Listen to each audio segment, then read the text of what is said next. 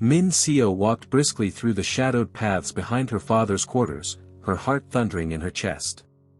She didn't stop until the outer walls of the palace came into view. Only then did she release the breath she didn't realize she'd been holding. She had managed to leave Jin Suk's residence without being seen, but her mind was far from calm. Just a few hours ago, she had only wanted to speak to Lady Han in private, to cry and beg her for help about the looming divorce. But when she caught sight of Lady Han creeping out of the palace in a dark cloak, her curiosity had taken over. Something told her to follow, and now, she wished she hadn't. Her legs felt heavy as she walked through the palace gates. Her steps were aimless, her body moving on instinct while her mind whirled with chaos. Lady Han is my mother. The time she ruined Ji Yun's ingredients during the selection came rushing back. Ji Yun had worked so hard, and she had swapped out her good herbs with spoiled ones, laughing with her maids as Ji Yun tried to salvage the mess. Lady Han had walked in, seen the scene, and said nothing. Not even a scolding even when it was obvious she had been responsible. Now she understood why. And now, more than ever, it all felt rotten. "I've been a fool," she muttered to herself. She clutched her middle, the nausea rising again, not just from her hidden pregnancy, but from everything she had just heard. Jiaomi is a man. Her mouth fell open slightly in disbelief. That information alone could tear the palace apart. And now her father planned to use it, just like he used everything else. She thought she knew him. She had devoted her entire life to earning his favor. She tried to be the perfect daughter. She had sacrificed her pride, her happiness, she had done all of it for him. But he lied. He had lied about who she was, who her mother was, and now he was plotting with the Yin Empire to bring the kingdom down. But she had two options. She could stay silent, let her father do what he intended.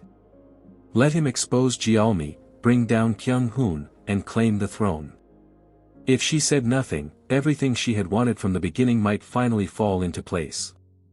She would be free of the shame of being second, free of competing with Ji Yun for affection or power. In the aftermath, she could emerge with her child and take control of the kingdom. The queen's shame would be public. Her father would be victorious. But, would she be happy? What about her conscience? Had she totally lost it? Just then, a hand gripped her wrist and yanked her behind a column. "Minio, what are you doing out here?" Tae-jin's voice was low, laced with concern and frustration. His brows were furrowed, his tone strained. He had been following Lady Han all evening when he saw her sneaking around. "What were you doing at your father's house?" Minio looked up at him, her heart racing for entirely different reasons now. "I just decided to stop by," she lied, her voice weak. But Tae-jin didn't believe her. "Minio," he said softly, "what's wrong?" She stared at him for a long moment, mouth slightly parted, as if she were weighing the weight of the truth. She wanted, so badly, to tell him everything. About the pregnancy. About her father's alliance with the Yin Empire. But the words stuck in her throat like thorns. But there was one thing she needed to hear from him. Perhaps, everything would change if she got the answer she wanted. Then, suddenly, she looked at him sharply. "Do you love me?" Tae-jin blinked. "What? Please tell me." Her eyes searched his face. "Do you love me?" "Minio, this is inappropriate. Why would you suddenly ask me that out of the blue? Just answer me." He looked away, jaw tightening. "You're married to my brother. But I am carrying your child." The words almost spilled from her lips, but she bit them back at the last second. Instead, she swallowed her pain. "Kyung-hoon wants to divorce me. If I leave, would you leave with me?" Tae-jin's eyes widened at the question. For a moment, silence sat between them, heavy and absolute. Then he looked down, the conflict in his chest written all over his face. "There's so much happening in the palace, I still have lots to do," he said. "I can't just leave, not now. That was it. That was all she needed to know. Minio nodded slowly, her face hardening. Her decision was made, not just about him, but about everything. She pulled her arm from his grip. "I see," she said quietly. Her voice trembled, not from weakness, but finality. "Thank you, for your honesty. I'm never going to ask this of you ever again." She turned and walked away from him. Tae-jin stood rooted to the spot, confused and deeply uneasy, watching her disappear into the shadows. Meanwhile, in the dimly lit study of Jin-suk's estate, the air was tense with anticipation. The heavy curtains were drawn shut, and a low fire crackled in the hearth as Jin-suk sat behind his ornate desk, fingers steepled under his chin. Mrs. Jin and Jin-moo stood before him, having been summoned urgently. Mrs. Jin's lips were already curled in a smug smile, her eyes glinting. "So, brother, why did you summon us this late?" Jin-suk answered bluntly. "Minio is pregnant." A squeal burst from Mrs. Jin. "Finally. She is quite fast. Now, that stupid queen can go and sulk in her royal chamber while we raise the next heir to the throne." She laughed, giddy with the idea of her niece's victory. But Jin-suk's face remained stone cold. "You may want to hold off on celebrating." Her laughter cut short. "What? What do you mean?" Jin-suk leaned forward. "The child she carries is not Kyung-hoon's." The silence in the room was instant and thick.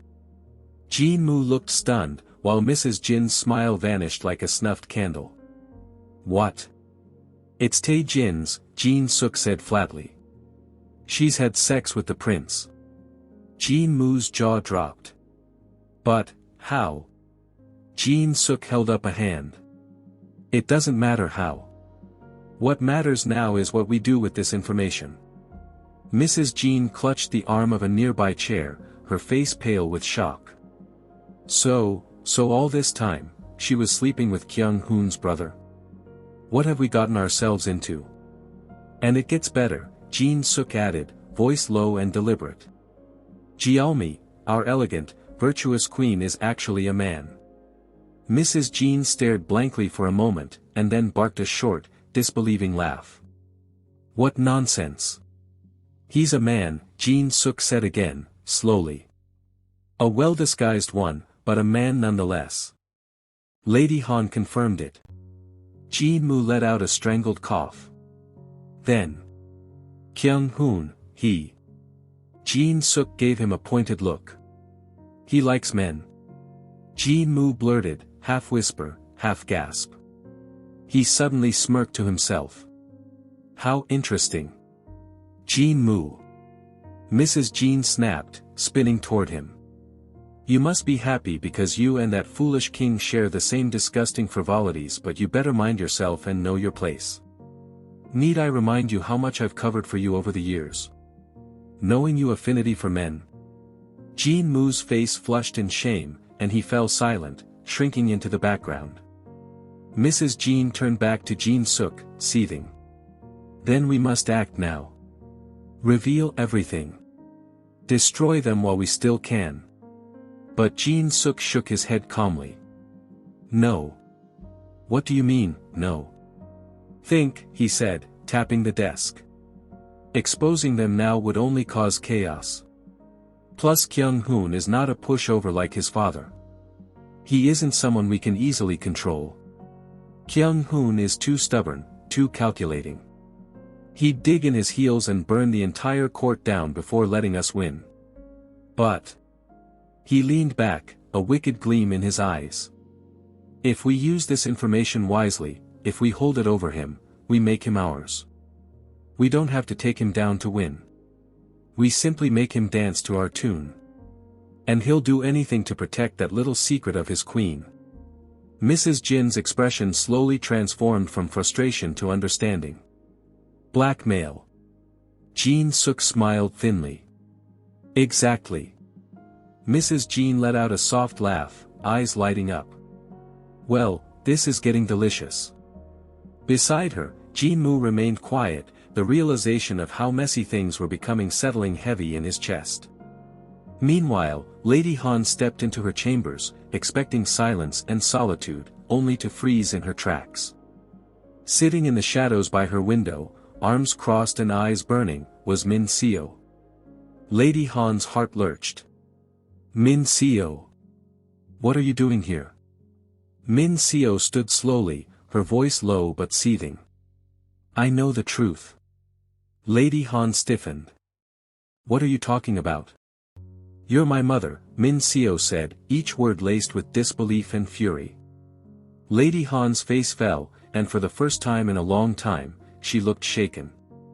Minio, listen, please, it's not what you think. Not what I think. Minio snapped, stepping forward. You stood by me every day, called me your lady, served me, pretended you were just a loyal maid, when all along, no wonder you were so obsessive over my pregnancy. It's because you were my mother. Why did you lie to me? Lady Han moved slowly, trying to reach for her, but Minio stepped back. Don't touch me. There was a long pause, and Lady Han sat down quietly. Her eyes, usually hard and calculating, softened. I can explain everything. Start talking. Lady Han sighed. When I was a girl, my father, your grandfather, great seer Haru, always told me I was destined for greatness. He never said how, only that I had a role to play in shaping the kingdom. I believed him, until he offered me to the palace as a servant during the annual Servant Palace collection. I was only 13-inch. Lady Han nodded bitterly. It was my fate, he said. So I went, full of pride and anger, and served. That's where I met your father. Jin-suk. Minio looked away at the mention of him. At the time, he was just a low-ranking man who followed former King Jang around. But I saw something in him. His ambition, his cleverness. I thought, maybe he's my destiny. Maybe he's the greatness I was meant for. Lady Han gave a bitter laugh. Foolish, isn't it?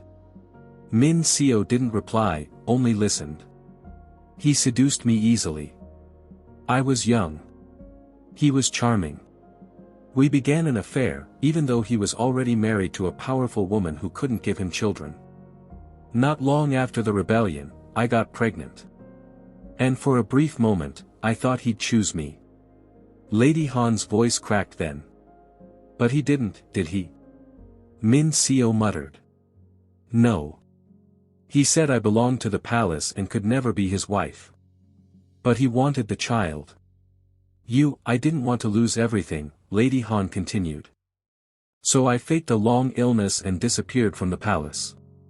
My mother, Madame O, helped me hide the pregnancy. We delivered you in secret. She swallowed hard. But fate wasn't done. His wife found out and had secretly followed him when he came to see me. I think she had been suspecting Jin-suk of infidelity this whole time. When she saw you, she saw red and threatened to leave Jin-suk. On her way back, she fell from her horse. She died. Minio gasped, her chest tightening. Jin-suk blamed me for her death, Lady Han said. He said if I ever revealed the truth, I'd be executed for what happened. But he made me a promise, if I obeyed him, did everything he said, one day, he'd acknowledge me and let me be a mother to you. Tears threatened her voice now. So I did everything. I spied. I killed. I schemed. All for him. All for you. So you could be queen and I could finally get the greatness I had longed for. Minio sat down slowly, the weight of the truth pressing on her. You are selfish. You know that, don't you? She murmured. Because I wanted to protect you, Lady Han whispered. And because I was scared. You wouldn't have understood before. But now, you have to. We're too far in, Minio. Too many things at stake. You can hate me all you want, but right now, you must cooperate with me. She reached out again, and this time, Minio didn't flinch. I'm sorry you found out this way. But please, trust me. Just follow my lead. We can still come out on top. Together. Minio stared at her hand for a moment, then looked up at her. Her face was still full of pain, but she nodded slowly. All right, she said. I'll trust you. But this doesn't change anything. With that said, she walked out of the room. The next morning, Kyung-hoon was in his study, sifting through stacks of reports on the missing people's cases, when a royal guard entered. Your Majesty, the guard said with a bow. Minister Jin-suk has requested an audience. He says it is urgent. Kyung-hoon frowned. Let him in. Moments later, Jin-suk strolled in, as smug as ever, his hands clasped behind his back like he owned the palace. Kyung-hoon didn't stand. He simply raised his eyes. What do you want? Jin-suk chuckled and shut the door behind him. Straight to the point. That's what I like about you. He took a slow step forward. I must say, Your Majesty, you wear the crown better than your father ever did. But I worry. You're starting to make unwise decisions. Kyung-hoon leaned back in his chair, unreadable. Is that so? Yes. Jin-suk's smirk widened. For example, this little crusade of yours, digging into the missing people, opening the palace gates to petitions, launching reforms, very noble. Very tiring. But above all, very dangerous. Kyung-hoon didn't blink. If you came here to whine about your dwindling influence, I suggest you leave. Oh no, no, Jin-suk said, waving a hand. I came to offer clarity. And perhaps, save you from self-destruction. He walked closer, then stopped right in front of Kyung-hoon's desk. I know about Jialmi. Kyung-hoon's jaw tensed, his eyes sharp now. Or should I say? Ji-yun, Jin-suk added with a casual shrug. Your precious queen who is actually a man. Kyung-hoon slowly stood up from his chair, a mixture of fear and anger shining in his eyes. Say another word, Jin-suk, and I'll personally rip your tongue out. Jin-suk only smiled wider. Touched a nerve, I see. Listen, I'm not here to start a war, Your Majesty. I just want peace. You stop digging into my affairs, those missing people, my businesses, you turn a blind eye like your father did, and in return, your little secret stays, our little secret. Kyung-hoon's fists clenched. And if I don't? Then I tell the court, the people, and the world that their beloved queen is no queen at all. Imagine the chaos. Imagine the dishonor.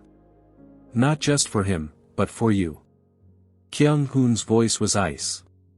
Try it. And you'll be dead before the words leave your mouth. Jin-suk chuckled.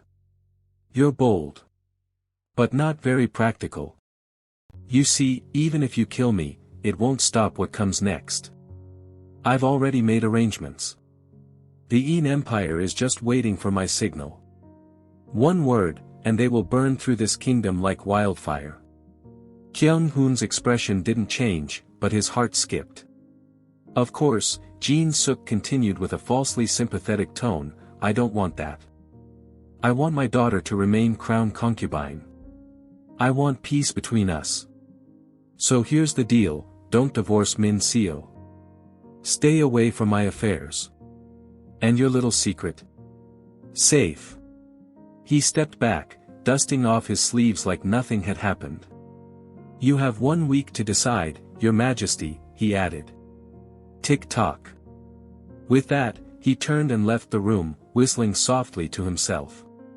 When the door shut behind him, Kyung-hoon remained standing. His hands shook slightly. His mask cracked. The confidence he wore so easily slipped, and for a moment, he looked utterly human, tired, cornered, and scared for the person he loved more than anything. He sat down slowly, running a hand through his hair. 1 week. And everything could burn. Kyung-hoon wasted no time and summoned Ji-yun, Min-suk and Tae-jin. Within minutes, They were all gathered in a private chamber deep within the palace, a room that even the most curious servant dared not approach. Son, he had actually come, following after Ji-yun. The atmosphere was thick with tension as they took their places around the table. Kyung-hoon's jaw was clenched, his fingers drumming anxiously against the wooden surface. Ji-yun sat beside him, stealing anxious glances at his face. While Son, he sat stiffly, aware of the weight of whatever had summoned them. Kyung-hoon took a breath, then began. I've called you here because we have a serious problem. His voice was calm, but the fire in his eyes said otherwise. Jin-suk knows Ji-yun's secret. Everyone froze. Son, he gasped audibly, and Min-suk's brows shot up in disbelief. Tae-jin straightened with a scowl. Ji-yun went pale. How? I don't know exactly how, Kyung-hoon admitted. But I strongly believe it was Lady Han. She must have told him. Tae-jin cursed under his breath. That bastard. Kyung-hoon continued. He's using it to blackmail me. He wants me to stop investigating the missing people, stay out of his business, and remain married to Min Seo. If I don't obey, he'll expose Ji-yun's identity, and he's not bluffing. He's working with the Ean Empire and has promised to send word if I step out of line. Son, he looked around in disbelief. But, are you just going to let him win? No, Kyung-hoon snapped, slamming his palm on the table. I didn't go through hell and back to sit on this throne just to be that man's puppet. He exhaled sharply, rubbing his temple. But right now, the only way we can beat him is by finding his hidden den, the place where he's keeping those people. The room fell into a brief silence, each person lost in thought.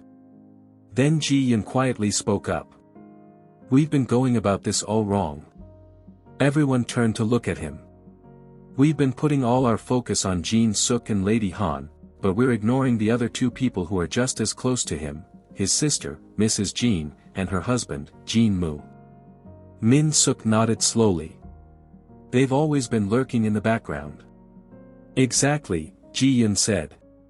If they know his deepest secrets, there's a chance they know where that den is, or at least who goes in and out of it.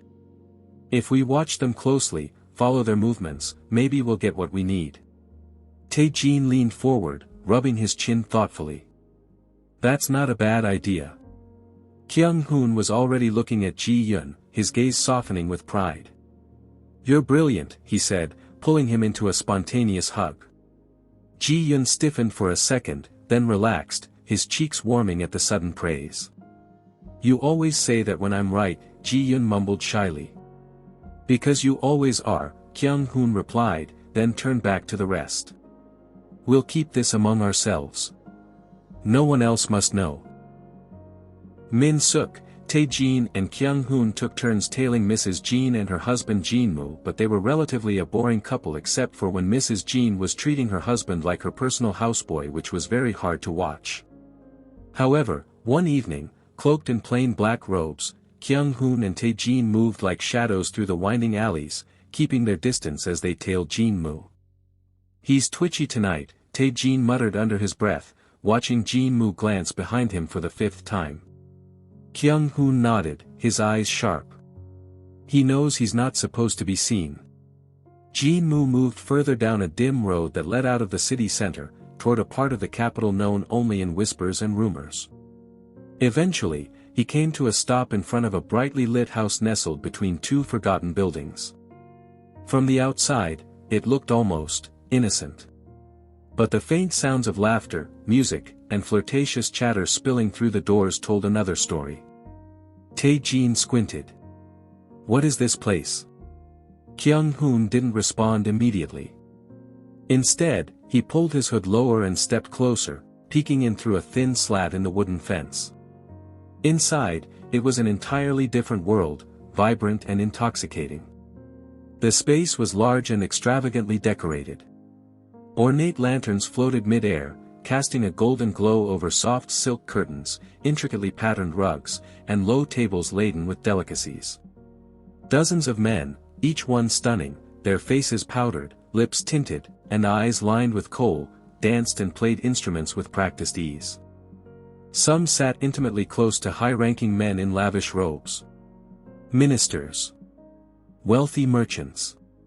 Even a few military officials that Kyung-hoon recognized.